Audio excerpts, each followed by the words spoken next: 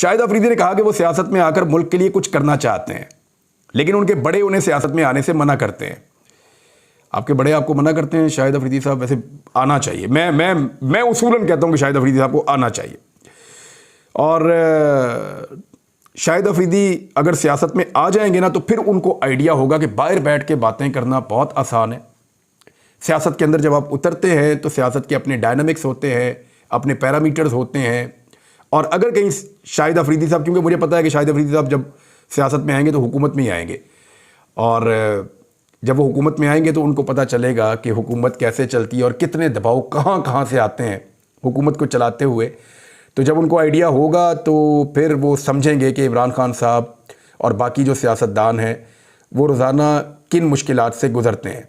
जो लोग कंप्रोमाइज़ नहीं करते, जो लोग ये कहते हैं कि जी हम अपने मुल्क को अवाम की मर्ज़ी के मुताबिक चलाएँगे और हम डिक्टेशन नहीं लेंगे। शहबाज शरीफ की मिसाल मैं नहीं दे रहा, वो तो डिक्टेशन ले लेते हैं।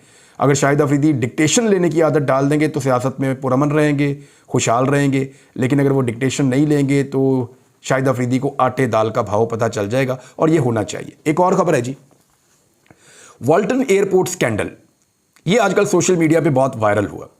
यहां पे क्लेम ये किया जा रहा है कि 350 अरब मालियत का वाल्टन एयरपोर्ट ये 50 अरब में फ़रोख्त किए जाने का इंकशाफ हुआ है।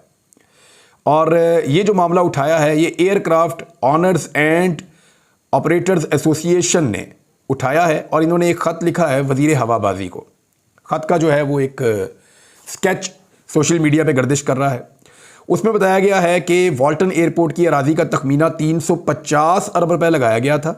एयरपोर्ट अराज़ी को खिलाफ कानून 50 अरब में फ़रोख्त कर दिया गया है, और ये भी कहा कि अभी तक सिर्फ 1 अरब रुपया मौसूल हुआ है। अच्छा, ये 50 अरब के अलावा जो है वो मुरीदके में कोई ज़मीन भी है, लेकिन 300 अरब की ज़मीन तो नहीं हो सकती ना।